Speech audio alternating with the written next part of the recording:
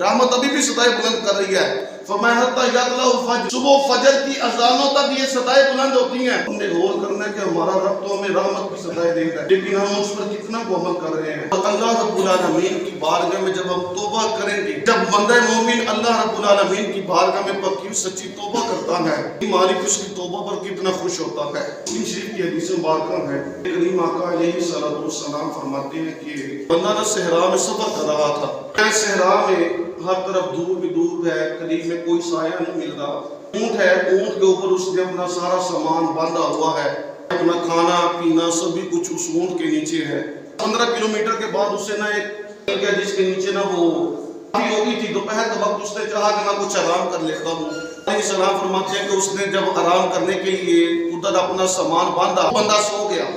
دیر کے بعد اٹھتا ہے نا، فرماتے ہیں کہ اس کا وہ اونٹ وہاں سے غائب ہو جاتا ہے. میلوں میل دور تک کوئی چیز نظر نہیں آ رہی، چھاؤں ہے، نہ کوئی پانی ہے، نہ کوئی آثار ہے، نہ کوئی چیز نظر ہی نہیں آ رہی جس کے نیچے بندہ رہ کے سہارا ڈھونڈ کے اپنی زندگی کو گزار سکے. تو سرکار نے فرمایا صحابہ وہ بندہ پھر دوبارہ اسی درخت کے نیچے اب موت کا انتظار کرنے لگا.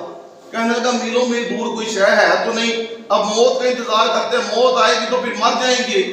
سرکار نے فرمایا صحابہ وہ بندہ سو جاتا ہے. پھر دوبارہ فرمایا کہ جب تھوڑی دیر بعد وہ بندہ اٹھتا ہے نا، اس بندے کا سارو سامان اس کے پاس ہوتا ہے، اس کا اونٹ بھی اس کے پاس ہوتا ہے، اس کا پانی بھی اس کے پاس، اس کا کھانا بھی اس کے پاس. تو فرمایا صحابہ بندے کو اتنی خوشی ہو جاتی ہے، بندہ ہاتھ اٹھا کر دعا کرتا ہے اللہم انت عبدی و انا ربک. بندے نے کہنا یہ تھا کہ مالک تو میرا رب ہے، میں تیرا بندہ ہوں. لیکن فرمایا کہ بندہ اتنا خوشی کے عالم میں پاگل ہو گیا، اس نے بولا اللہم انت عبدی و انا ربک، مالک تو میرا بندہ ہے، میں تیرا خدا ہوں. اتنا خوشی میں وہ پاگل ہو گیا. تو سرکار نے پوچھا صحابہ یہ بتاؤ اس بندے کی خوشی کا عالم کیا ہوگا؟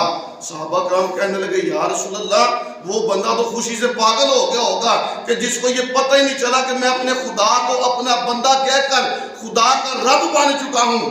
سرکار فرماتے ہیں صحابہ جب کوئی بندہ مومن اللہ کی بارگاہ میں سچے دل سے توبہ کرتا ہے نا، رب تبارک و تعالی اس بندے سے زیادہ اپنے بندے سے پیار فرماتا ہے. سبحان اللہ. اللہ کی رحمت نہ کبانہ طلب کرتی ہے کہ اللہ تعالیٰ کتنے پیار سے پوچھ رہا ہے کہ یا ایھا الانسان ما غرک بربک الکریم، تجھے تیرے رب سے کس چیز نے دور کیا؟ تو نے رب سے رزق مانگا، رب نے تجھے رزق دیا. تو نے صحت مانگی، رب نے تجھے صحت دی. تو نے رب سے جو کچھ بھی مانگا رب نے تجھے سب کچھ عطا کر دیا. لیکن تو پھر بھی رب کی نافرمانی سے باز نہ آیا. تیری زندگی گزر گئی، تو نے جوانی بچہ تھا، بچے سے تجھے جوان کیا، جوان سے تجھے بڑھاپا دیا، ہر قسم کی نعمت دی، ہر قسم کی آسائش دی، لیکن پھر بھی تو رب سے دور چلا گیا. اللہ تعالیٰ کی طرف بارگاہ میں آنے کا نہ سوچا. دوستو یہ آج کی رات بخشش کی رات ہے. یہ سرکار فرماتے ہیں کہ بنو کلب کی قبیلے کی بکریوں کے بالوں کے مطابق اللہ جہنمی لوگوں کی بخشش کرے گا. آج کی رات ہاتھ اٹھائے نا اور دعا کرے مالک جو ہو گیا معاف فرما دے، ہم تیرے بندے ہیں، عاجز بندے ہیں، کریم غریب ہیں. مالک نفس بھٹکا دیتا ہے. جب بندہ اپنے رب کی بارگاہ میں رو کر توبہ کرتا ہے نا، رب تبارک و تعالیٰ کی رحمت اس بندے کو اپنے گھر لگا لیتی ہے. ہمیں چاہیے کہ اپنے رب کی بارگاہ میں توبہ کریں، اپنے رب کے حضور جھکائیں، اپنے مالک کی دہلیز کی طرف لوٹ کے آ جائیں.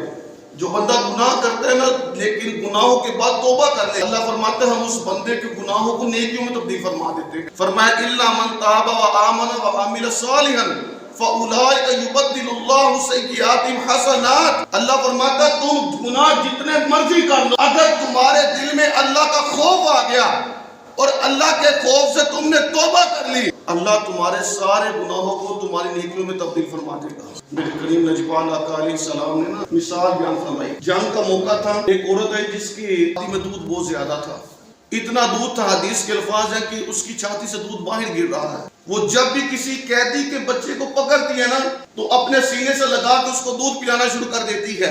سرکار نے اپنے صحابہ کے ساتھ بیٹھے ہوئے ہیں، سرکار نے فرمایا صحابہ دیکھو صاحب عورت کتنا غیر کے بچے سے پیار کر رہی ہے. تو سرکار نے فرمایا کہ صحابہ اگر اس کا اپنا بچہ ہوتا تو اس کو کہا جاتا کہ تو اس کو آگ میں ڈال دے، تو کیا وہ عورت اس بچے کو آگ میں ڈالے گی؟ صحابہ کہنے لگے یا رسول اللہ وہ غیر کے بچے سے اتنا پیار کر رہی ہے کہ غیر کے بچے کو پکڑ پکڑ کر سینے سے لگا رہی ہے.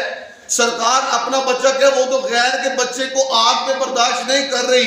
تو وہ اپنے بچے کو کیسے کرے گی؟ میرے کریم نے فرمایا کہ یہ دیکھو کہ دنیا دار عورت کا حال ہے، ایک عورت جو سگی ماں نہیں، وہ اپنے